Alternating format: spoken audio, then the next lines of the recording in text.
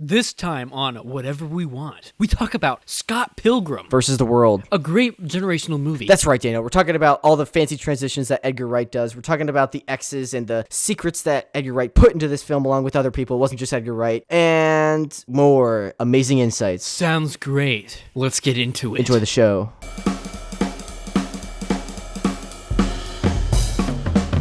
PreBanter! What do you want to talk about during PreBanter? Go. Boosh. On the spot. So, I'm eating Little Bites right now, and I feel like I have a chocolate addiction. I think you're right, because I've been looking back at like the recordings we do for Blue Butter Bagels. Shameless plug, check that out. And like you're always like eating like, oh, I've got a Snickers or I've got some chocolate or something. I'm like, dude, where does this keep coming from? I don't want to say I eat chocolate like every day, but I honestly, I think you do. I probably do.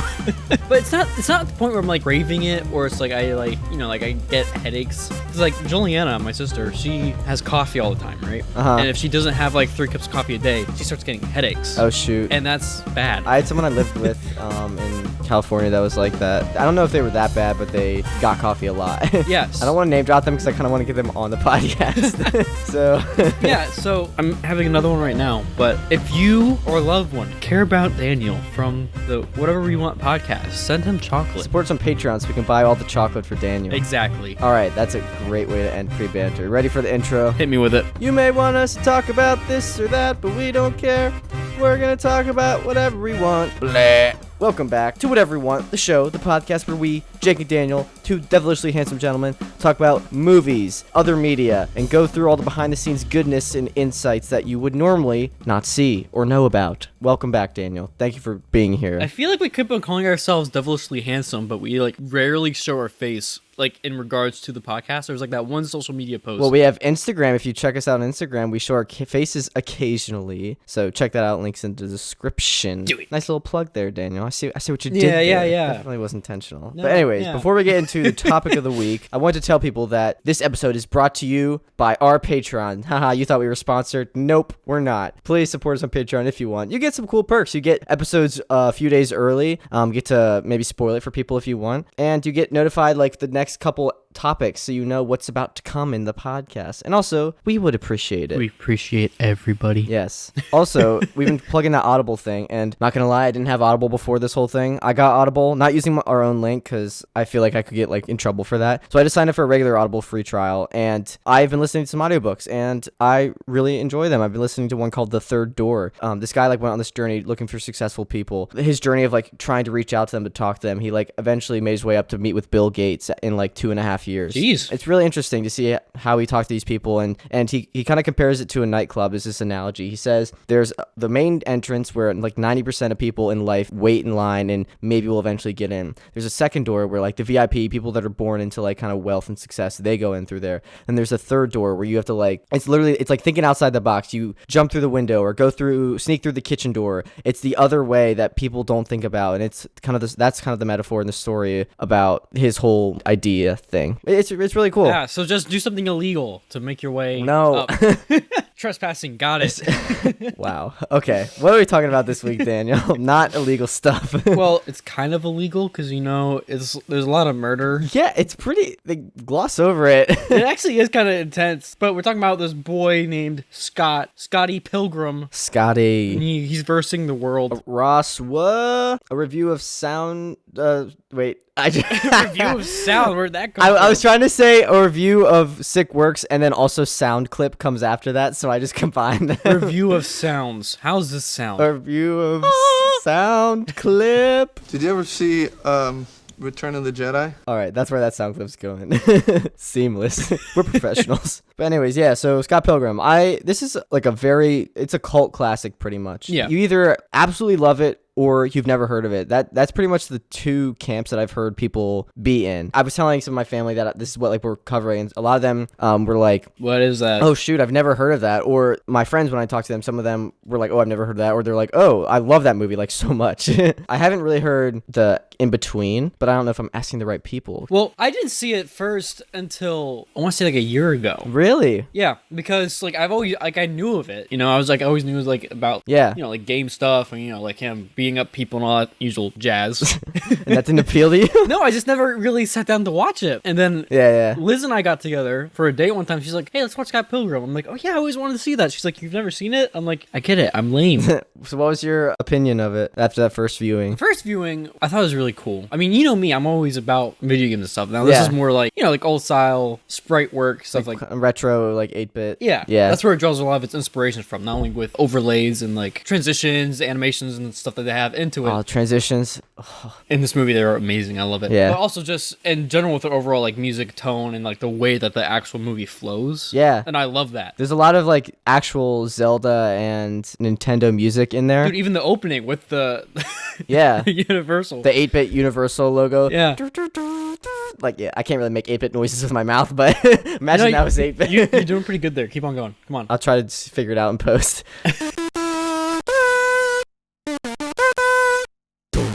All right, whatever. Elephant trumpet onto like a realistic drum. That 8-bit Universal logo, that was Edgar Wright, so he's the director. His brother Oscar Wright like put that in kind of as a placeholder because they thought it was kind of cool, and then they showed it to test audiences and they loved it so much that they just kept it in. Nice. I mean, it makes sense. Yeah. Speaking of the director, Edgar Wright, he directed this. He's sort of like a directing prodigy almost. A lot of people have called him in interviews that I was looking up. He's English, and he started out when he was really young. Like, he was directing movies ever since he was like a kid. He got like a deal for some British television stuff, and then he ended up directing TV episodes for like one of the main British channels when he was 22. Jeez. He was directing something, and one of the extras came over to him because they thought he was just like a production assistant because he was so young. And he came up to him and he was like, man, this is going straight to DVD, isn't it? And Edgar Wright was like, yep, sure. This extra just insulted him. Oh, jeez. That makes me think I'm about to turn 22, so I'm like, what I know. What have I done with my life wrong? Yeah, but Edgar Wright, he also did Baby Driver, 2017, I think that came out. He was the guy that was attached to do Ant-Man before Marvel split ways with him and decided to go with Peyton Reed. The story behind that, Ant-Man was actually supposed to be in phase 1 of the MCU back when they were starting to plan everything, and he was in talks to work on it in the mid-2000s when they were talking about Iron Man and everything. And then he got hired to do Scott Pilgrim, and he was really excited to work on that, so he kind of postponed Ant-Man. And then by the time they got back around to it, Marvel kind of had its mold kind of thing, and they didn't really like what Edgar Wright was doing with it. And Edgar Wright also didn't really feel that passionate about it because he had been kind of sitting on it for almost like 7 years at this point, and realized he wasn't really passionate about it because he would have like made it a priority if he wanted to. So they kind of split ways. So he pretty much just moved from one Scott to another. That's what you're saying. Yeah. It would have been interesting to see what his Ant-Man would have been like, because Ant-Man is not the most loved, and he definitely has a unique style. Well, it also depends on which version of Ant-Man you're talking about. Like, with the MCU, they're doing like this revival with the second generation of Ant-Man, which is Scott Lang. If you went with the original Ant-Man, I also like how they had that in the Ant-Man movie with Hank still being there. Right. But no, I feel like in the MCU, they definitely did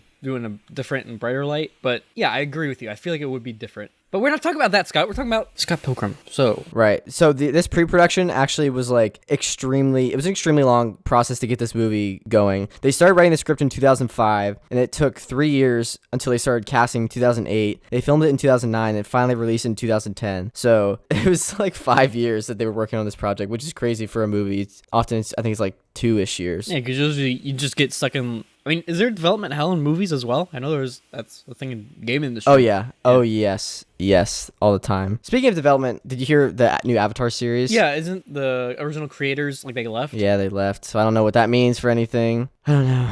I hope it's good. Yeah. Listen, we had the original cartoon. You can't beat that. You know, you just can't. Yeah. Anyways, back to the tank. We started off with the voiceover narration, and that narration is actually Bill Hader. Do you know who that is? Yeah. Okay. I did not know that, though. He did all the voiceover for this, so he's also the voice for the Ninja Revolution game they do later, and just the narration later when he's talking about like his haircut and everything. I think he also like did some like Street Fighter voiceover. Well, like the fight. Yeah. And stuff like that, or yeah. And the creator of the Scott Pilgrim graphic novel, when he watched it, he thought it was the actual Street Fighter guy. That's pretty good. So he did a good job. Bill must be like, I can do Street Fighter. That's my Bill impression. That's subpar, I've got to tell you. Well, stick to your day job, podcasting. Fine. Sorry. She's gonna resent me for the rest of the episode. But anyways, so we get to the beginning. We meet Scott Pilgrim, played by Michael Cera. Get those cool like title like intro cards, like Scott Pilgrim, 22 years old, rating awesome, just to add to the whole video game aesthetic of everything. Yeah, like everybody has like their character sheet. I love how they do that with like everybody. Yeah. And like usually in movies, you know, you have to like go through and you have to have like a conversation, and then you have to have them like say the person's name, whether it be like awkward or not. So it's like if we were in a movie, you start off and you're like, Jake, we gotta get out of here. Yeah, like we were talking about Bruce Banner in the Avengers, like, oh, she got paid up front, Bruce, or whatever he said. Like, you wouldn't say that to yourself. Yeah. You know, but like this just made it like so much simpler, and at the same time it was just kept with like the same, it was just like another day going on. The theme of the video game. Yeah. Someone rings the doorbell and we get that like ding dong on screen. Yeah. And it's just so many small things like this, like literally take up like half a second of screen time, but it's that attention to detail that like makes it incredible. And like if you told me like describe Scott Pilgrim in like a second, I would just say attention to detail. Like this film leaves no stone like unturned. If you watch it like a million times, like you will see something different and catch something new each time. It's honestly incredible from like an editing and even like planning for the editing. Like the way they film things, they had to plan thinking, what are we going to do in the edit and what do we need to do on set to achieve this and make it realistic. That took you a minute to say, not a second. No, not the whole thing. Attention to detail. Nah, I'm just picking. Wow. But yeah. See, you are resenting me now for this episode. I just want to be a voice actor, man.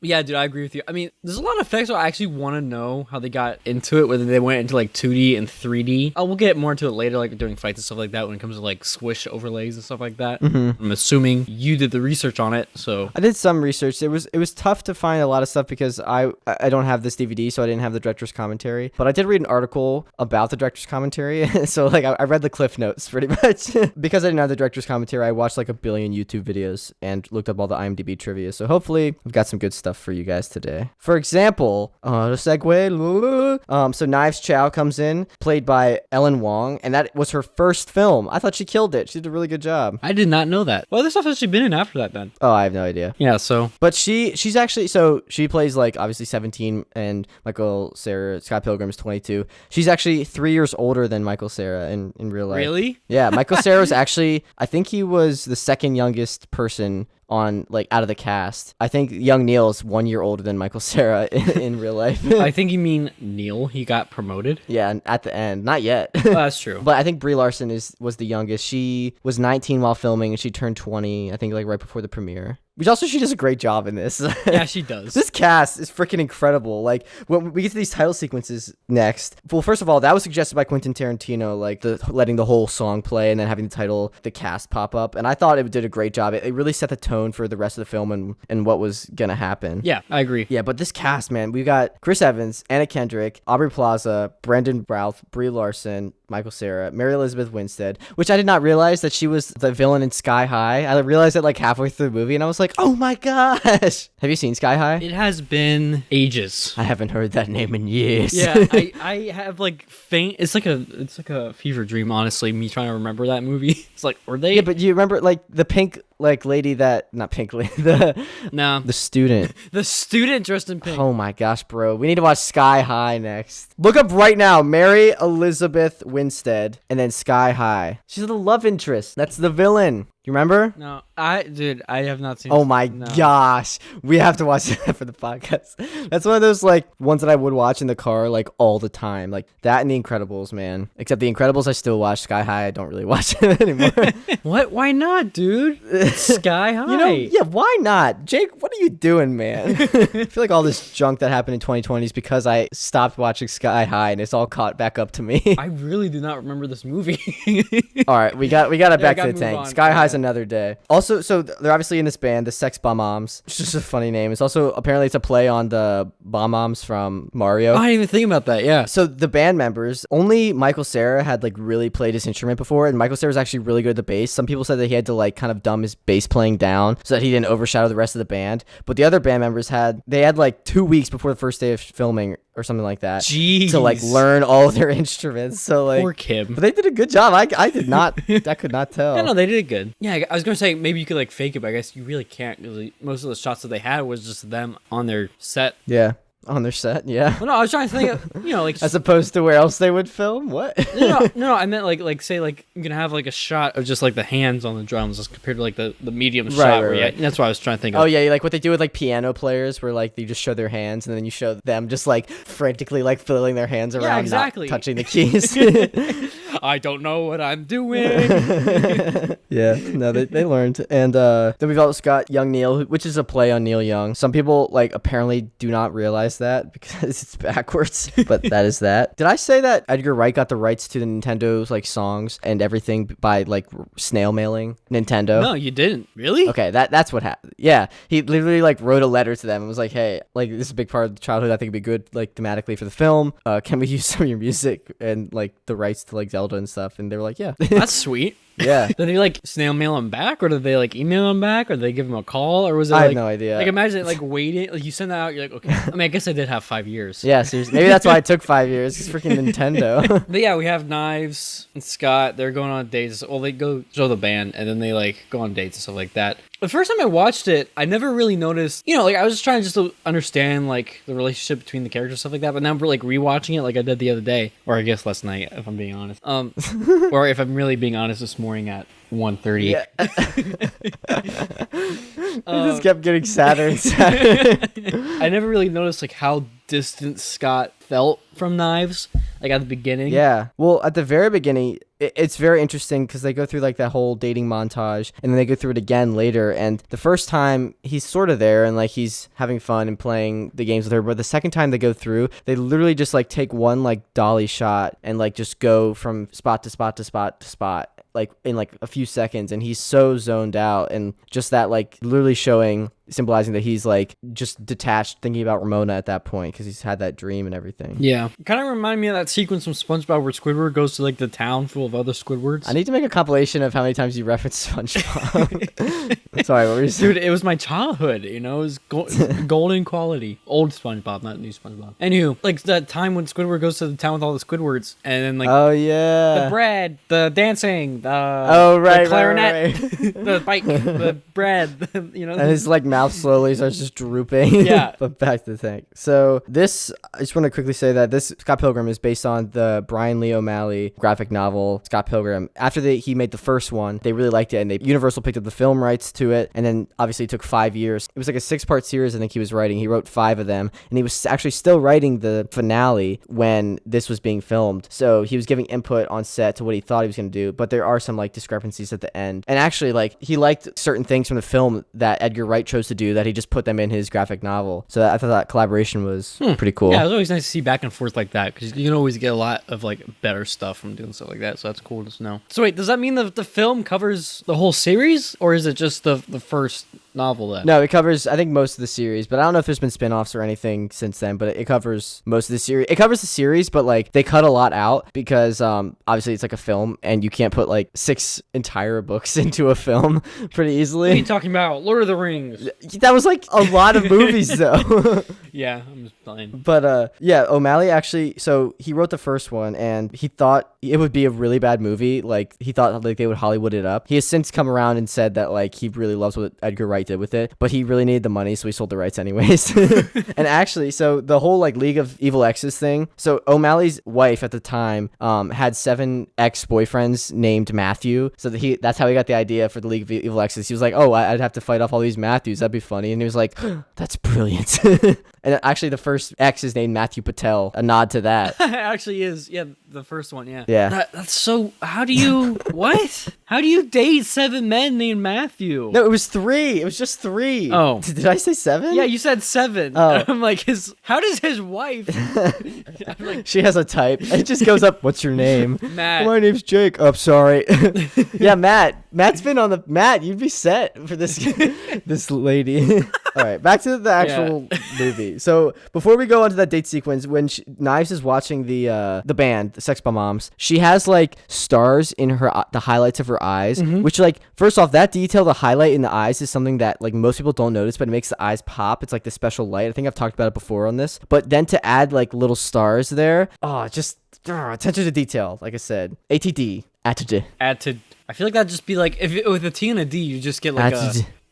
That's all. So that's all. Thank you for coming to my TED Talk.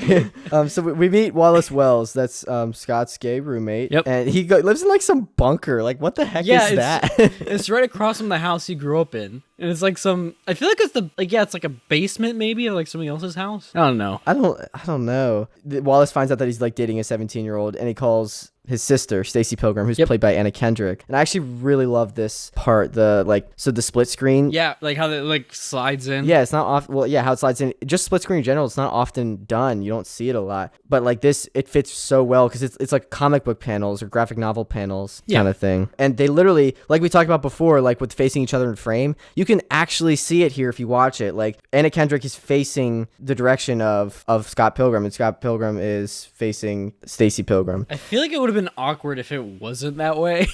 Well, actually, like imagine if they were like both looking to the left or to the right, or just like out. They face opposite ways because when she starts getting uncomfortable, they start talking, I think, about like what he's done with her stuff, and she kind of gets uncomfortable, and she faces away, and so does he. So like that shows their discomfort because it would be awkward. I didn't even notice that, but that doesn't sound like it makes sense. Yeah. And then they turn back at the same time. She faces back towards him when she's trying to get more information out before he hangs up. Some interesting stuff. You teach a masterclass in like editing with this.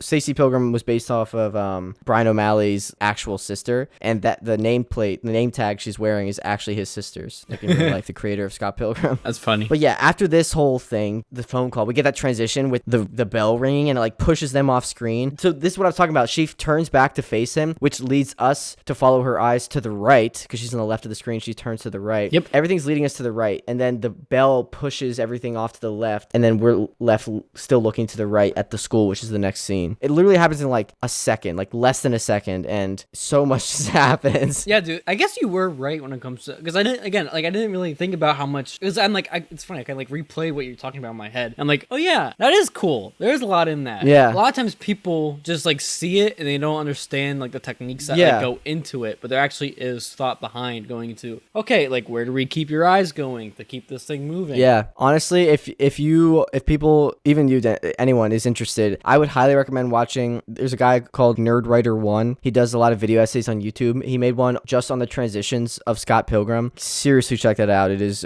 only like 6 minutes, but it's a really good movie. I think it was 6 minutes. I think that was one. I don't know. I watched a lot of YouTube videos yesterday on Scott Pilgrim. They're blending together. Understandable. I don't know where it's going with that. I'm off on the jokes today, dude. I can't. It's probably because I was up at like 1:30 watching Scott Pilgrim. All right. So we also then get Julie Powers, played by Aubrey Plaza, later in the CD store, saying that there's a party later. Actually, when they're talking in the CD store, you can actually see in the background the twins that he fights later. They have like a cardboard cutout like back on the back wall. Yeah, I noticed that. I'm like, oh, they put them in there before. Cool setup for that. Because again, like this was the second time I watched this, so I'm like, that makes sense. Yeah. See it now. Oh, there's another transition here when Knives and Scott are talking to each other, and literally like mid conversation, they like change location like 3 times. Oh, I love that so much. And it's because they keep the same camera angle. Like they're doing shot reverse shot. They establish they're doing shot reverse shot inside the CD store, and then when they go to Scott and then they reverse shot back to Knives, basically like the same angle, it's outside. They're just outside continuing the conversation, and then you cut back to Scott and then back to Knives. I think they're like in a different place. Like it's crazy, like the attention to detail, the planning that needs to go into that, like to make sure they're saying the right lines and that the camera angles, like this right lenses that are the same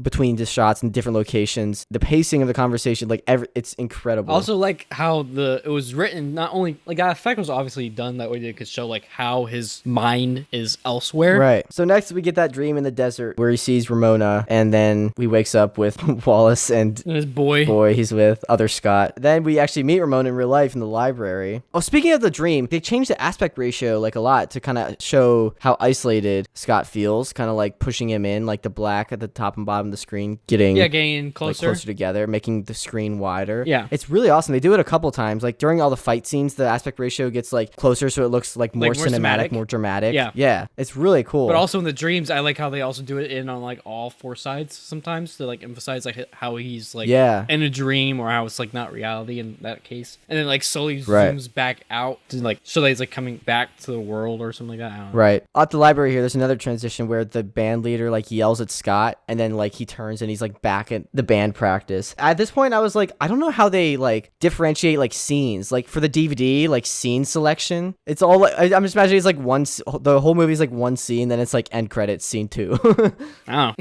So Knives here, the actress actually made her own Sex Bomb Mom shirt, like the shirt she's wearing. Oh, that wasn't like costume design. She actually made it herself. Yeah, she made it herself. Oh, that's pretty funny. And speaking of shirts, so they recently did literally like a couple weeks ago, I think it was like end of June, they released a Scott Pilgrim reunion like table read over Zoom, and the guy that played Todd, he still has his like number 3 shirt, and he wore it to it.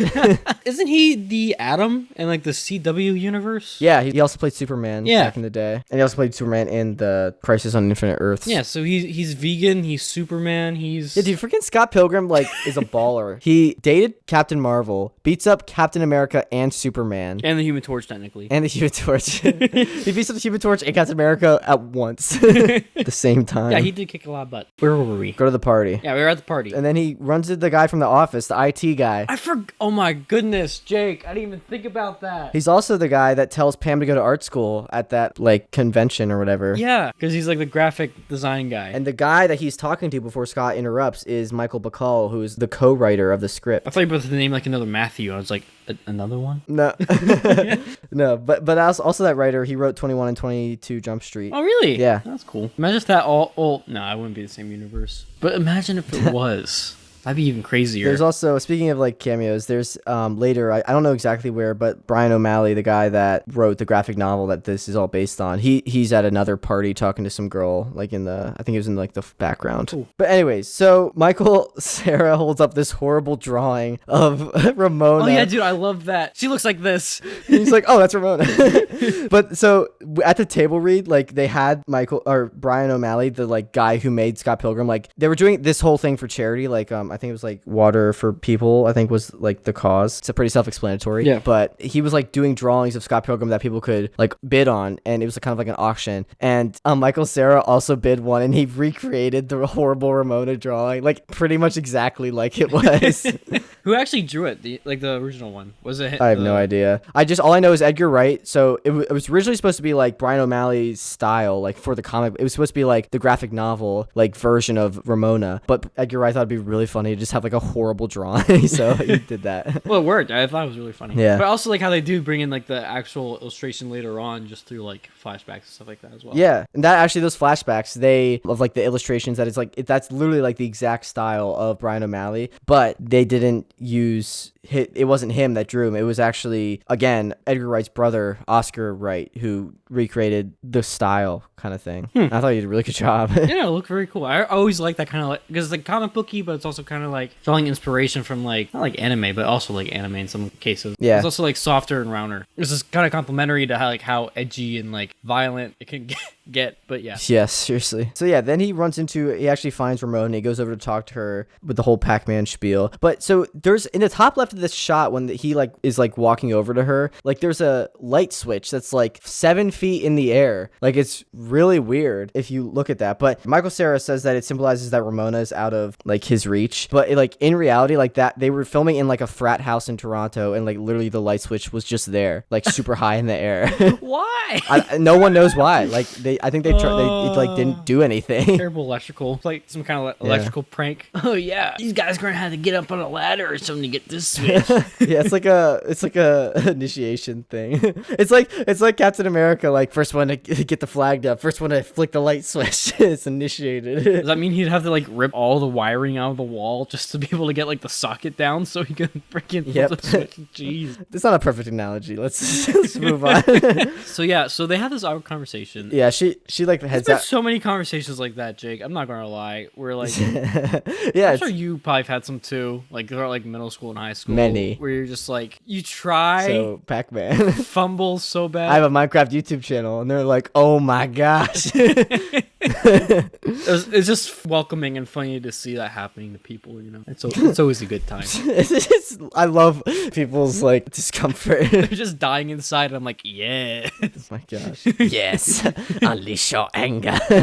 Oh, speaking of, okay, I don't know why it's reminding me, but I just thought of Palpatine like being old and stuff. But like the oldest person on this cast like was the vegan police, and they were like because they were over 30. Everyone else was under 30 in this cast. Dude, the vegan police were bros. Like they were freaking great. Honestly, but does that mean they have vegan powers? One of them played the Punisher in something. The one that left, they have vegan powers. Yeah. No, they have the power to take away vegan powers, but like, are they vegans themselves? You know, did we ever really get into that? Yeah, I don't know. I don't know the vegan lore.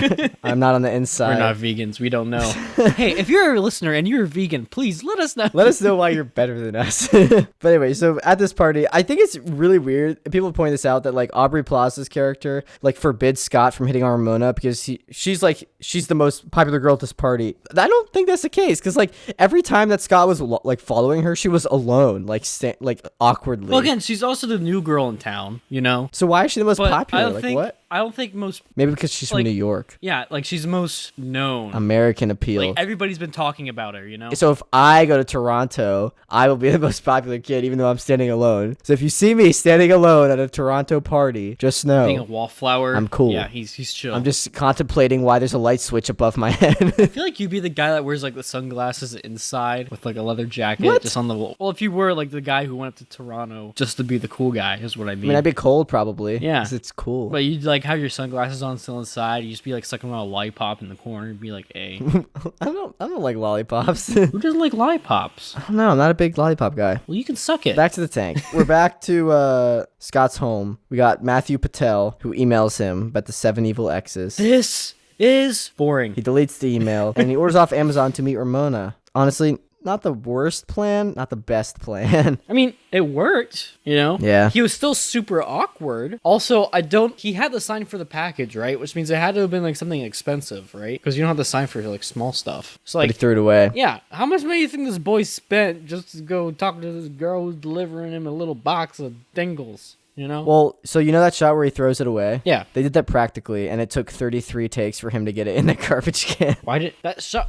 Why? Like over his back. Literally just have him. What do you mean, why? You gotta have the same angle shot, just have him throwing somewhat realistically, but out of the shot, and then you just have somebody else like above the trash can. Like no, they wanted it for real. It adds to the realism. You can watch it online, all 33 shots. Because this movie is known for realism.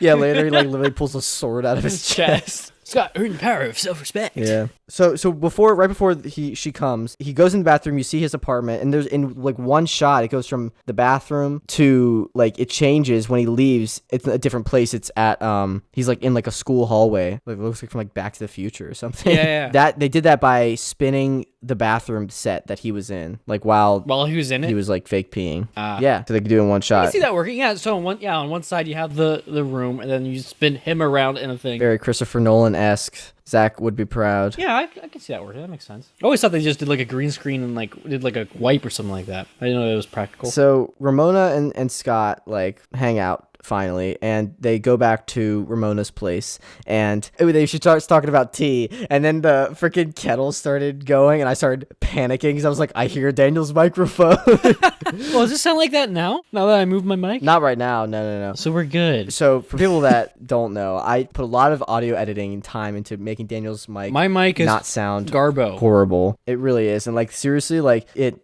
sounds like a tea kettle. I'm not even like exaggerating. Like before I get to it. So you're welcome, people. You don't know the pain I go through. Speaking of pain, Ramona and Scott kiss.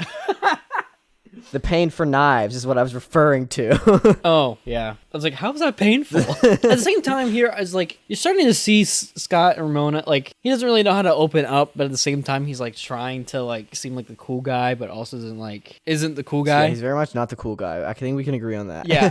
But like, there's still like some chemistry there, which is like nice to see, Yeah. As compared to him with knives, where it was just him and her just existing, She's I thought she was, I don't know. There's a lot of controversy over who should have went with who. Like at the end, the original ending, Edgar Wright also believes should be the ending. They filmed an ending where he goes with knives, like he doesn't go with Ramona. But they showed it to test audiences, and audiences were like, "That doesn't make sense. Like, what? We're upset because he's been fighting for Ramona this whole time." So they reshot it. But there's a lot of people that think like Edgar Wright that he should have went with knives because she was like the better fit. Like it was kind of a toxic relationship with Ramona. I see like both sides of the story. I understand, but at the same time, all the toxicity is literally dead now. Yeah, true. Speaking of, we're getting close to our first battle. So they go to the battle of the bands. And Scott hasn't broken up with Knives yet. Yeah, Knives and Ramona are kind of at the same place. Dude, I freaking love the first band that goes on and they do their song, I Am So Sad. I am so like, sad. So sad. The end. It's not a race, guys. Oh my Wallace. gosh. Yeah, dude, Wallace is like the biggest bro. He's the dude. But then they say, I hate you and I want you to die. But also like these songs are like kind of good. Yeah, no, I listen to alternative. That's like my favorite like genre of music. So like this really got me like going. Oh really? Yeah. I didn't know that. Yeah, but like the Sex Bomb song is like about a garbage truck, and I was like vibing to it. Dude, my favorite song though is like with Envy. With that was really good. Brie Larson. I was like, oh my god. I was like, dang, Brie Larson. Are those like actual songs you can get like on Spotify and stuff like that? I have no idea, but they were actually written by like real like artists, like alternative artists. I'm pretty sure. I don't have their names written down, but yeah. I literally just look up Scott and Scott Pilgrim versus the World original album, whatever, it shows up. First thing. Wait, really? Yeah. We Are the Sex Bombs. Did you look up Scott? Scott Pilgrim. I heard Ramona sing. Mine, Scott Sports came up. No, just look up Scott Pilgrim for the first search for Scott and Scott Spotify. Oh, I'm on Google. It's funny because like the Wow. artist is literally the Sex Bombs. Like that's the actual artist. Dude, Garbage Truck. It's not. I'm gonna start listening to this. Not now. I'll Oh my do it gosh. later. But All right. it's nice to know it actually I'm a exists. garbage truck. During this garbage truck thing, we get Matthew Patel flying through the ceiling, interrupts the song. So it's very interesting. So Edgar Wright, obviously we said he was British, and this is his first American film, and he did not want to have any English actors for some reason. He kind of wanted to get away from that world. But Matthew Patel, the actor, is actually English, but he just, for his audition, just spoke with an American accent because he really wanted to be in the film. So he got the part before Edgar Wright realized. What's actually funny, though, is that Edgar Wright grew up 5 minutes away from where Matthew Patel, this really? guy, grew up from in London. Yeah. That's pretty good. They didn't realize till later. Yeah, how did they just start doing like him literally coming through the ceiling and stuff like that? I'm assuming they had like probably like some kind of green screen up there, and then they They had green screen and stuff. yeah. They would have had to have like a lot of specialized like spots for that, considering like how many like walls and like ceilings and stuff they broke through in this movie, you know? Yeah, they did a lot of the actors did a lot of prepping and training for this. Like Michael Cera like really went all in for it. He said like he was working out a lot and it sucked after like the first day, but he said he enjoyed like getting stronger and doing it with the cast like every day. And Edgar Wright was happy because you don't think of Michael Cera as like an action No, not at all. performer, action actor. But then you start seeing him like jumping around, fighting, doing all these like swing kicks. like going off. Yeah, it's so relatable for like the like inner nerd in everyone, because like that's all you like when you were a kid. You're like, I want to be able to like beat up the bullies. Yeah, kind of when thing. you were a kid. and like to see someone do that, I think that's why people do that. No, yeah, I totally get what you're saying. Yeah. Which is also surprising because this film did not do well. Like the budget was 85 million, it only made 45 million in theaters, but it's since then like had such a huge like supportive group form around it, like the cult following, like we said. Yeah. But yeah, so we get the fight. It's very like anime inspired, and it looks so good, like so exciting and fun to watch. I'm not sure if you noticed, but there's like I'm sure he did, but there's like these animated twirls from like whenever they punch, and then like also the over down view, well, like not even bird's eye all view. views. Like it goes goes through 3D space. So I'm not sure if it's like an overlay that's drawn like over the screen, or if it was like an actual 3D particle effect. I think it's probably a combination, but I have no idea. Like you really tell on the top down view when they're like spinning and stuff, because you see like the twirls go a lot. But yeah, and it's so subtle, but like it adds to like the intensity and the speed of their punches a lot. Yeah. And actually, so what are your thoughts on the fight choreography itself? I love it. You know why you love it? Why? Because they had the best of the best. They trained for 2 months with Jackie Chan's like fight choreographers. Of course they they did. Yeah. Oh man, that makes so much So, sense. I thought that was really cool. Even like the extra stuff where like there's like the powder or water. I'm not sure if it's powder or water. Yeah. Like on each impact of like a punch. Right. The emphasize like the gusto, you know? Yeah, that and like the motion man. trails and just everything. But also like the pacing of it. Yeah. You know? Like there's like the high intensity of it, but then like Scott's also like, what the heck is going on? So he like stops. Yeah, and then like Wallace is like, what's this guy's outfit? Yeah. He's a pirate. Pirates are in right now. The guy that shouted he's a pirate was the co-writer again. Also, like the subtle things that are going on in the background, like Wallace hitting on Scott's sister's boy again. Boyfriend, yeah. Oh man. Yeah. Michael Cera actually during that fight got kicked in the throat. Really? Yeah, but he was fine. Jeez. But yeah, we also in the middle of this fight, like you said, there's a pause, and Ramona tells her backstory with the whole like cartoon that we talked about earlier, and then it freaking turns into like a song, like a Bollywood like fight with like the demon girls and then the fire. He starts firebending, demon hipster chicks, and then he freaking vaporizes the band, the sad song band. Yeah. Whatever. At first, I didn't notice that, and I'm like, oh, it makes sense why they won because they were the only ones left. Also, so here you see when Scott eventually wins, he gets 1,000 coins. And so something that is huge in like with everyone, if you look very closely, each number like X has their respective number like so many places. Like for this guy, he gets 1,000 coins, so that's because he's X number 1. Yeah. He also has one like chevron on his arm. Yep. He only shows one eye because his hair covering one eye. He points with one finger, which like obviously most people point with one finger, but then Chris Evans, you'll see he points with 2 fingers later on and has other references to his like twos. the car. Yeah, his car. He has a tattoo on his neck with a 2. Yep. He has 2 X's on his belt buckle. He has 2 crazy eyebrows.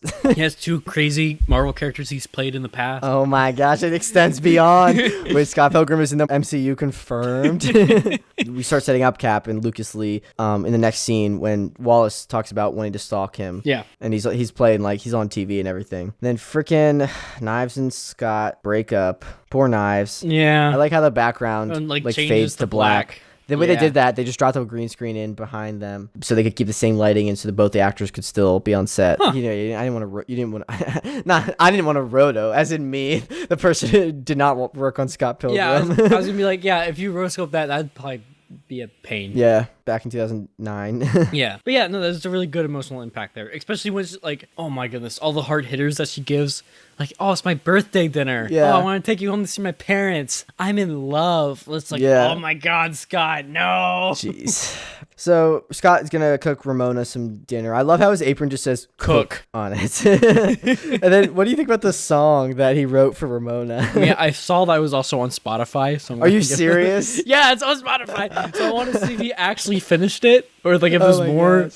or if it's literally just. Actually, wait, hold on. Ramona. What's the length of it? It's 4 minutes. It's 4 minutes. Yeah. What? We have to listen to this after. Well, no, there's a Ramona acoustic version. That's 1 minute, but then there's Ramona, which is 4 minutes and 22 seconds. Oh, so close to greatness. All right, during the table read, like that they did a couple weeks ago, Michael Cera actually did sing that again. Oh my goodness. Everyone cheered. Dude, it touched my heart. It touched many other things, like my ears, and, you know, it was a song. It was. So we then get to Lucas Lee. He's X number 2. I love that when he emerges, it's like the universal like theme. Yeah, like the actual thing. Someone theorized that because they didn't use the universal theme in the beginning, they had to find somewhere to put it, so they just put it there. And I was like, Yeah. It works. Yeah, it makes sense, you know. Robert Pattinson actually auditioned for Lucas Lee as well. I honestly prefer Chris Evans. Yeah. Chris Evans, he like, you know, he's like a really nice guy, but he also knows how to play like a D-bag so well. Chris Evans said in an interview that like when he got casted, everyone was like, "Oh, this is perfect for you." He was like, "Thanks," like that. What? What are you trying to say? Yeah. But this was actually probably he did this, and then Punctured was another film, and then after that he got cast. He was Captain America. So like this was one of the last things he did before Cap. So very interesting. Let me be a D-bag, and then let me be the absolute moral icon Opposite. Yeah.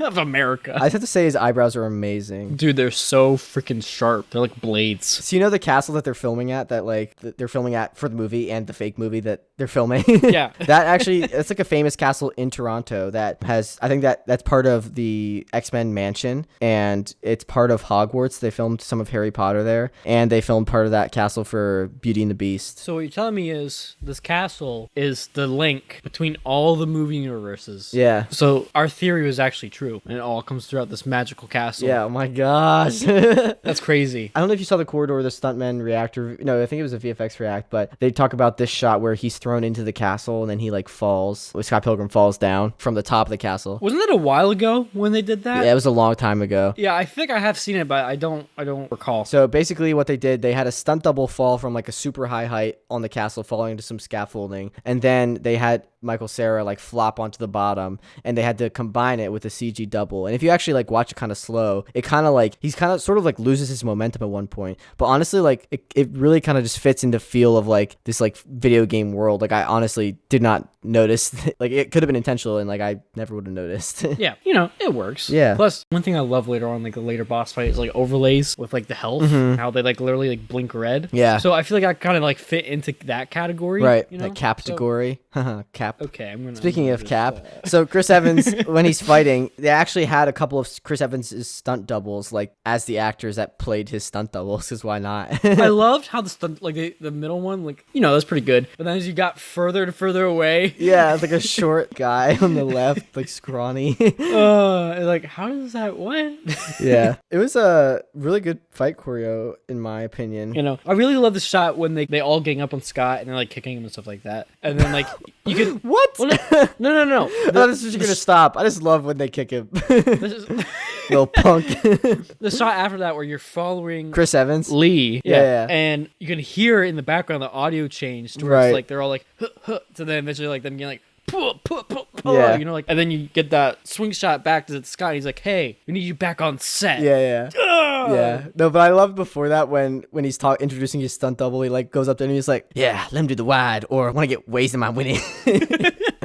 Just the way he delivers that. They're like, that's my Captain America. Also, at one point, I think it's right after this, after the stunt doubles get beat up, Chris Evans punches him through this New York City backdrop. And that's kind of a nod to Universal, like the studio originally wanted Chris Evans to, or not Chris Evans, Edgar Wright to film this in New York. But even though it takes place in Toronto, but he did not want to. He really had to press and push to get it filmed in Toronto on location because he felt like it would just be better. And so that's kind of a nod to that. It's also a nod to how Toronto often stands in for a lot of American cities like New York. So yeah, literally punching a hole through. I know Toronto is used a lot. It really is in film. I think it was Philadelphia for Shazam. They use it for Philadelphia. I told you, this is kind of off topic, but there's that town up in Unionville where all my cousins live, and I forget what that movie was about the trains, like 777 or something like that. Okay. They used that town up in Unionville for some like B-roll shot of it, like Oh shoot. driving on tracks, because we have the tracks right there. Yeah. You know, so you can literally see like my cousins' houses and stuff like that Oh, that's cool. throughout that movie because they use that shot actually multiple times. That's sweet. That's also lazy filmmaking if they use that shot multiple times. Oh no, like, they did like different angles. Yeah. So then it was a different shot. You lied to me. Well, it's like a continuous. I don't know. Back to the tank. So we also get Scott here taunting Lee Lucas to Oh, the skate. I have my own skate company. skate. And I love when he's like, there's girls watching, and he looks up and looks down. It's literally like a heartbeat. Did you hear that? Yeah. It's like, dum dum. Like that. Oh, that was so cool. And then he does the skateboard and goes like 200 kilometers per hour. I love the transitions here too. To like, again, with the comic book. Oh, to like Scott just being like, wow. Oh yeah, that. But no, like the comic book where it's like getting all intense, and then like you even have like the angled panels or like Right, yeah. emphasizing his speed and direction, and like the close up on his face is like, and then going back and he's like, wow. And then it literally cuts off his one wow. It's like, wow. Yeah, but then he dies and gets 2,000 coins again. So the two again. His scream, like when he's like, it sounds like when Cap is like grabbing Thanos' glove. Like it really sounded like that. And I was like, oh my gosh. He's going for it. Yeah, the two peaks in Chris Evans' career, skateboarding and defeating Thanos. So Ramona leaves, and Scott's like, "Where'd she go?" And then we cut to him like frantically calling her, trying to figure out where she is. Envy then calls. Oh yeah. Oh my Dun, goodness. dun, dun. Dude, freaking Brie Larson. I kind of developed like a mini crush on Brie Larson here. Freaking like her seductive voice, and then later when she sings, I was like, oh my gosh, Brie Larson. Like, imagine like if you were like, that probably would be devastating, honestly. Like if she broke up with you. Yeah. It was like oh man. And then she called you again to rub it in your, like, what? That's me. To rub it in your face. Dude, one of my favorite parts here is when Knives is outside, and then Wallace answers the door, and she's like, is Scott in? And he jumps through the window. He's like, no, he's actually just went out. Oh my god, dude, that was hilarious.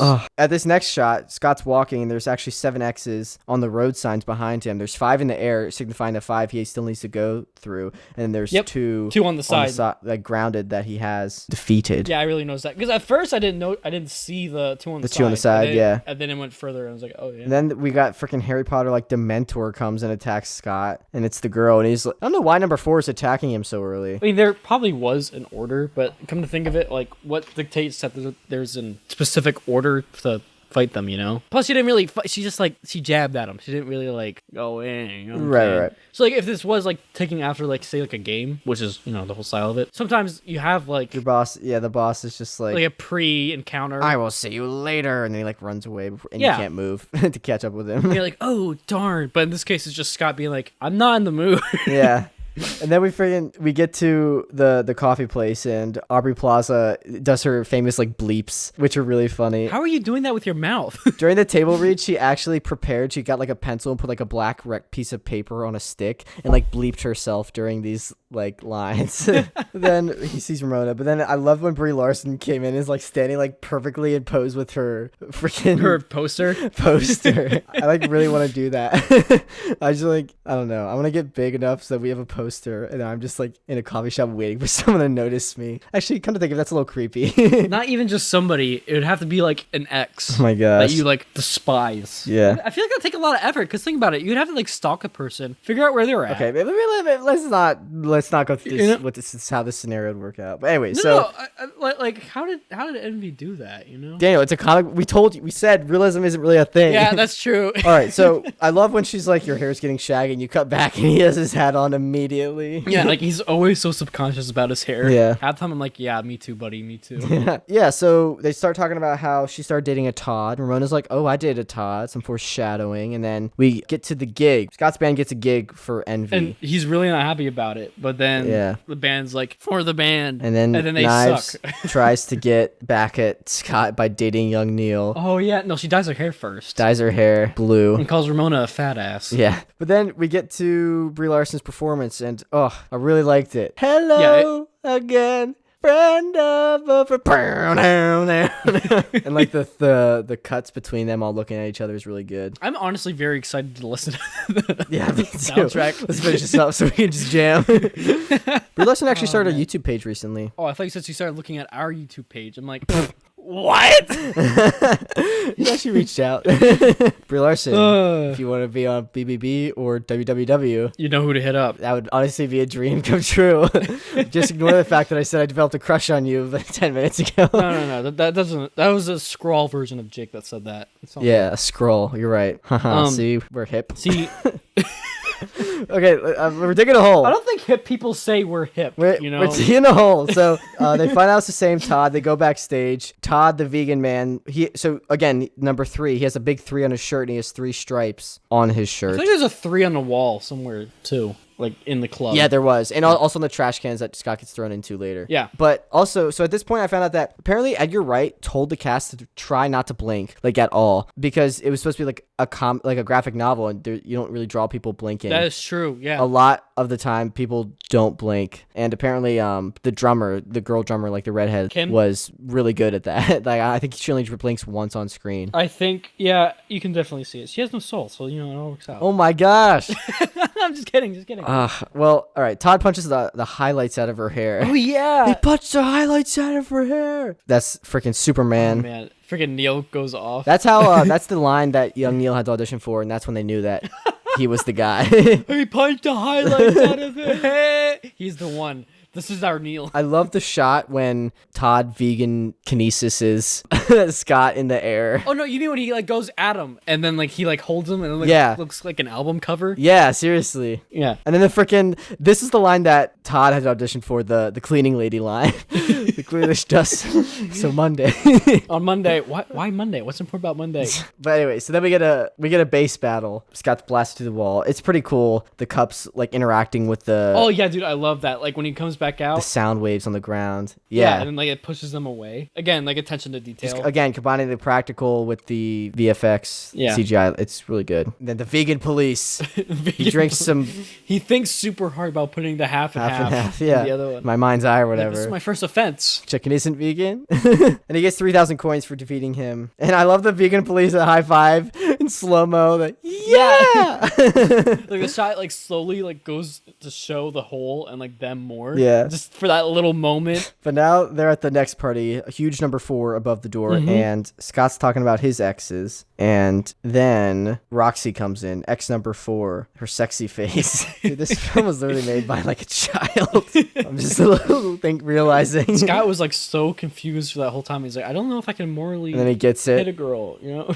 Again, with the whole like practical, like what they did on set was they, to match the effects when like it goes into his head and like switches from like doesn't get it to like gets it. Yeah. They turned off like all the lights so that his face would go like dark to show like signify like going into his head when it zooms in. Just the timing is perfect. Yeah, again, I always thought that was like a green screen or something. It's always nice to see like how they add more practical to make things work like that. Yeah. I feel like we still need more of that like in films today. Yeah. I feel like CG's been pushed so far that's been more of like a crutch. I feel like there's a push and pull. Like I agree with that. CG can be like a crutch, but also I feel like if we just go like, oh, let's do practical for everything, then we're never going to get better at CG to a point where it will be like better. So like it's tough to find that balance. Yeah, I agree with you. It has to be a push and pull. There needs to be a balance in that. You know? Yeah. Where should CG be used? I think CG should be used when Matthew Patel is flying through the the roof. you don't want to send him literally through a roof, you know? But at the same time, you don't want to have like CG. I mean, in this case, it's different because this is a very stylized movie as well. Yeah, there's a lot of CG that like you can see, but there's also some that you can't. Yeah, there's different degrees in which it should be allowed and should be not, and also highly depends on the tone and mood you're going for your film. Right, and CG, like I feel like we say like CG is a crutch. I feel like we only think of that when it's bad CG. Like there's a lot of good CG that you don't even realize is CG. Like for example, I think 1917 is a really great example. So basically, it's a whole film that's supposed to be made to look like it's one continuous shot. Oh, and yeah, the way yeah, they did that, there was a lot of long takes, but what they did, there's one instance I think they talked about in Corridor again where it's like the end of one shot and then the beginning of another shot doesn't quite line up. So they like had a CG double like walk from the end of the first shot to the position of the start of the second shot to literally match up, and like you literally cannot tell like at all. Huh, I didn't know that. That makes sense though. Yeah, it's pretty cool. But anyways, so Ramona pulls out a cartoonishly large hammer out of her bag. Again, I love that. I really like the shot when like a disco ball breaks and like you see all the reflections like in the falling shrapnel. Like that's pretty cool. Yeah, that was a good shot. The number 4 takes off her belt, which is like a sword belt, which honestly that's a really cool design. I really like the way that they made that work. The hammer was actually taken from the graphic novel, but the sword belt was different. Something new. It was something new that Edgar Wright, like the movie that people made up. What was the weapon original for that character? I think it was a sword or something. I'm not exactly sure. So it's still kind of the same tree. Yeah. But in this case, I feel like it fit very well, especially with her character, with her being like all like smoky and edgy and. Then let's just gloss over the fact that she like orgasms to death, and then he gets 4,000 coins. Yeah. And then Ramona storms off because Scott's kind of drunk and being a jerk, being mean. And actually, at this point, Scott has a 4.5 on his shirt. Up until now, he had 0 on his shirt because like he wasn't an X, so he was like 0, and he was drinking Coke Zero all the time. 0 was kind of his number. Now he's a 4.5 because that signifies that he like just defeated X number 4, and he's like half a step away from being an X as well because they had like a fight. Oh, I didn't even notice that. So they're at the battle with 5 and 6, which is just another battle of the bands, but in this case it's amp to amp. Yeah, because they thought they were opening, but it turns out that they're literally going like face to face. This battle is freaking crazy with the CGI. What's the name of the twins? I can never say it right. The Katanagi, something like that. Yeah, twins. Katanagi. Yeah, I think so. They're 5 and 6, and actually, when they're fighting Scott in the band later, they turn up their dial to 11, which is 5 plus 6. Whoa. Also, at the beginning of the fight, they like blast the roof off of the Oh yeah, that's right. thing, and then you see the moon. And you see the moon. And you know how Ramona was talking in their backstory with Todd, how Todd punched a hole in the moon for her. You can see that hole in the moon. Pretty cool continuity. Imagine being a powerful enough vegan to go punch a hole in the moon. And then getting it ripped away. Yeah. Man, that guy, I feel bad for Todd. Poor Todd. But yeah, no, this battle is actually pretty intense. I also like the way that they not only illustrate the music with like the sound waves, like they're actually like attack waves at each other. The sound waves, and it smears guitars, not just like a layer over top, it like interacts with them. It's good. I also love how you saw the riser supports behind them after the first wave fall on the back and they make an X. Yeah. Oh man. Evil X's or X-Men. I also love how Michael Cera, Scott Pilgrim's like, we're sex bombs, we're gonna make you feel sad and think about death and stuff. Yeah. And then he's like, they start singing, this is the beginning of the song. Man, I'm really excited to listen to this Scott Pilgrim stuff after this. The soundtrack is gonna be so good. But yeah, so then the abominable like Yeti thing defeats the twin dragons. Scott gets an extra life. And he goes to try to see Ramona, but then he actually finds knives. Right. And I feel like I need to defend this movie at this point. I need to take a step back. So I feel like, and I completely agree that this story can be very, like, the characters are not really good people. Like, Scott Pilgrim, kind of a jerk. And it's really interesting that this movie, like, your protagonist is someone hard to really root for because he literally cheated on two girls. But because it's, like, made so well, like, I just have to keep watching. I think that's excellent craftsmanship. It's just an interesting, like, kind of dilemma that, like, I don't really know how to put into words. I don't want to say it's like you're watching the villain, because you're obviously, you're not. Like, I agree. Like, he's doing a lot of bad things. Like murder. Actually, at the end, there was an alternate ending that the like video game facade was gonna fall, and it was just gonna be really dreary and just show that like the video game facade was like a way for him to like cope. Scott Pilgrim to cope with murdering 7 people, but they decided not to do that. That would have been actually hilarious. It's like you just get like flashbacks to like all the people. It was like you see how they were like with the facade, and then it just like cuts back. And it fades away to like not nice coins falling. It's like Matt is just still in that club on the ground, just like dead. Jeez. I guess the only one that'd still be okay then would be number 4. Yeah, she'd just be having a good time. Then Gideon gives them a record deal, and Scott like leaves the band. Young Neil takes over. Gideon takes Ramona. Wallace also kicks him out, and then Gideon calls. And I love when he's like, "Is Ramona with you?" He's like, "Are you with me?" And then he's like, "Yeah, Ramona's here." And then he like screams like, "Ah!" And he's like, but it's just like I spilled. No, just hot cocoa of myself. See, Tom Cruise runs off to finish him. Password 1, whatever. Password 2. And then he goes there and he sees Sex Bomb. Also, well, Sex Bomb, this is a nice attention detail. When they're in their garage or like the living room, whatever, in the beginning, their amps are bought from a company called Lame Brand, and now they have Sweet Brand amps. I mean, hey, they have the deal now. They got the money. Yeah, they got the sellout money. Another thing I also, like, we never really talked about it, but, like, the escalation of stuff in this movie, because we've been, like, talking about it kind of, like, as it's been going. But, like, what do you mean? This movie started off being, like, more, I don't want to say like realistic, but it was more in reality at the beginning. And then as time went on, there's been all these things that were like, what in the heck is this universe, you know? Like Scott being able to be thrown from like across a million miles hit a castle, or like, you know, to, like all the crazy fights to, you know, like the vegan police literally coming in, you know, like, that wasn't far stretched. What do you mean? That's real life.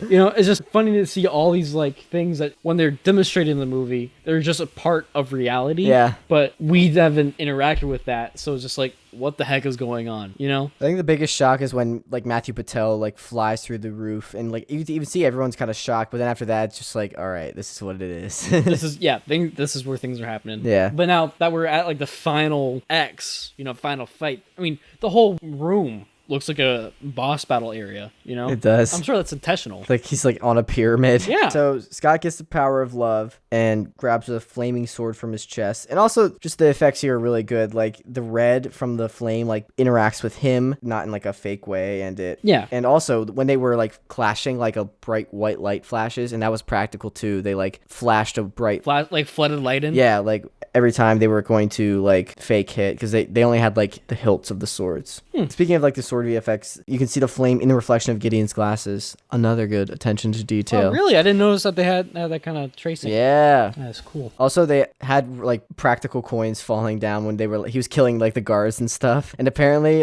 Mark Webber, the guy that like the lead singer of the band, he like pocketed like $24 in the scene. I mean, hey, dude. If he can. Yeah. Funnily enough, if you look up where the coins in Scott Pilgrim practical, not a lot of things have been written or done about that. Were they real? Were they not? Did they really land on the moon? The greatest question. One of the world's conspiracy theories. Did he really have a vegan punch through the moon? Wait, does that mean... Oh no! What? Yue got punched in the face. Oh no! What the heck? He punched Yue and then he punched the highlights out of her hair. Equal punchings for all, I guess. Even the moon. But yeah, so Knives comes in. You broke the heart that broke mine. He's mad at Ramona and they fight. Like, okay. And then Scott is stabbed with the chest because he admits he cheated on both of them. Yeah. Game over. He wakes up in the desert again. And then he has this like talk with Ramona about like who to fight for. Aspect ratios are changing. Yeah. Yeah. And I mean that again, like that whole like who are you fighting for? That was supposed to set up the original ending, which is you should be fighting for Knives kind of thing. Yeah, honestly, I feel like if there's any line that could have been taken out, it probably should have been that one. Yeah. Because that line supports more of him going with Knives rather than her. Right. I don't know. Ramona also reveals she has a microchip on her. Yeah. It's like, no, I literally can't resist myself. Like, I'm being controlled. Well, actually, in the final battle, in the original script, Gideon was supposed to turn into a giant, like, robot that Scott was going to have to fight. But they thought it would be too much like Transformers because that just came out. Yeah. No, I feel like it was good with him just being himself, but then, like, being, like, a sword master, I guess, with, like, the really cool, like, pixel katana sword. Right. Well, so before we get there, he uses one up his life and rushes back. And it's literally like you're going, like, in a real video game when you, like, die and you just, like, rush through everything to get back to where you just were. Yeah. Like, it's literally like that. He's like, password, whatever. Or no, he doesn't even say that. He just like kills them and then just goes. And I like, so when he passes by the guy from The Office, who's also in this scene again, this time he says the comic book was better than the movie. Kind of like a meta joke because this is based on the graphic novel. Yeah. But this time, I love how he gets points for trying to right everything he's done wrong. And it's 700 each time. Yeah. But yeah. We talked about him not being like the best guy, but yeah. I think at this point after he died, he kind of like... Yeah, he tells young Neil he's Neil. Yeah, like he needs to stop just doing what he's doing for the sake of doing it, but actually doing it for himself. Yeah, a big theme of this is him getting over that relationship with Envy, and like in the beginning of the movie, he's very much just like kind of wallowing, and I think this story is about him moving on past that and figuring out what he's gonna do, I guess. Yeah, exactly. Yeah. But also in part of like who he is. You know? Right. And like how he wants to be with people. Yeah. And like he kind of did split up from the band. Now young Neil, who's now Neil, took his place. Yeah. But like he's okay with that. I feel like that would have been better to indicate like he wants to go with the same path as Ramona. She left New York, that we should get somewhere quieter. He's done with here because he wants somewhere quieter now with Ramona. You know? Maybe. But then he jumps back up to fight Gideon. He earns the power of self-respect. Pulls out a purplish flaming sword. And he knows how to swish him. Yeah. And he swishes him. And then Gideon pulls out the 8-bit sword again, which is pretty cool. And then Knives comes to help. And Scott confesses, saying that, like, she shouldn't have beef with Ramona, which is the right thing to do, because she shouldn't. And then freaking Gideon does another 7 reference where he says, he made me swallow my gum. I'll be my digestive system for 7 years. Spreading that myth. Oh, man. You won't be alive for 7 years, bucko. They get 7 billion coins. KO. Dude, that's a lot. This next part where what's his face is pocketing that $24. If you look at young Neil, he picks up a coin and tries to bite it because he thought it was a chocolate coin. You and your chocolate addiction. We've brought it full circle now. I'd be Neil. Yeah, you and young Neil would get along. But then we get the nega Scott. It's the nega chin.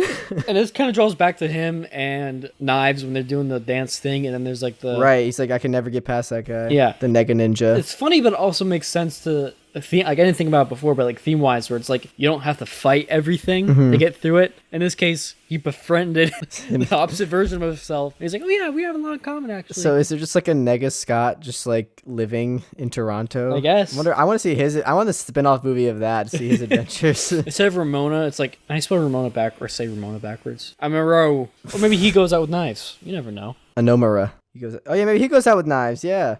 I like that. Anywho, that was a bad joke. But then, yeah, here's the finale where we get Scott's trying to decide who to go for. And he goes with Ramona through that weird door. It's the door to their future, I guess. Yeah, apparently that's like a bigger thing. Like subspace is apparently like a bigger thing in the graphic novel, but they just did not explain it in here. What do you mean? Like that like dimension or like where they're like flying is like a bigger thing in the graphic novel. And apparently like Ramona's bag is also like subspace too. Yeah. I don't even know. Like she can like fit in her bag. Speaking of her bag, it changes color. The star on it changes colors with her hair. I did notice that. Yeah. That was cool. Yep, that's the end of Scott Pilgrim. Yeah. End credits. We get the end. Gets beaten up by the video game character of Scott Pilgrim. Mm-hmm. Honestly, like Ramona and Scott's story does have a good message, like about, like we said, forgetting the past and just not letting your past relationships define who you are and affect your future relationships in like a negative way. Yeah. Just learn from them and move on. As well as having a very fun tone and a lot of murder. Yeah. But no, it was a really fun movie. I really love, like,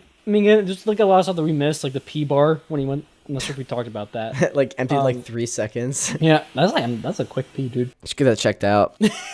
But yeah, no, like stuff like that where it's just like it's sprite work or it's like other things where it's drawn on. Like it's a 2D thing in 3D that's then overlaid on a 2D film, but it's in 3D space. It's done well. Does that make sense? Yeah, I think so. Let's not get too much into it. Is there anything else you want to talk about Scott Pilgrim? No, I think I covered it. You know, it's very, very fun movie, very artistic. Yeah, it has a lot of good qualities about it. Awesome. As well as just being funny, action-packed, but also having a good message. Yeah. I mean, besides the whole, like, don't cheat on people. Don't do that. Well, that's also a good message, to not cheat on people. No, I'm saying like besides the whole, and then I switched to a new sentence. Don't cheat on people. Sorry, I realized that wasn't clear. Yeah. All right, so let's do some Patreon shout-outs really quick. Cue the Star Wars music. Boosh. We've got Patron Lori, Patron Frank, Patron Tony, Patron Rick. Thank you. Thank you for being patrons. If you want to support us Patreon, we have a link in the description. You get some cool stuff. Podcast early. You get to be shouted out. And you get to be in the Discord if you want as well, with a special role. Ooh. Allows us to do some cool stuff. All right, I have a review. You ready for the review? Hit me with it. All right, this one is from ARoSW, which I think was my mom who wrote this, so thank you. Love listening to Jake and Daniel. They're entertaining and share tons of behind-the-scenes info I never knew. Gives me new eyes when I rewatch the movies. Did I say that yet? I don't think I said that one yet. No, that sounds new. All right, well, thank you. We are actually running out of the reviews from back when we did that, what's it called thing? Mug giveaway. So if you want your review to be read on the podcast, leave us one, because we literally have no other ones to read. So I will shout you out. So do it, please. Please. Do it. All right. So next time we are going to be continuing with phase 2, I believe. I have been talking to someone about recording a special episode, but I don't know when that's going to happen, so I don't want to promise anything. But as of now, we will be continuing with Iron Man 3 next time, because I believe that's the first one in phase 2. Yep. I'd look it up. I don't know. But I'm going to be moving back into State College.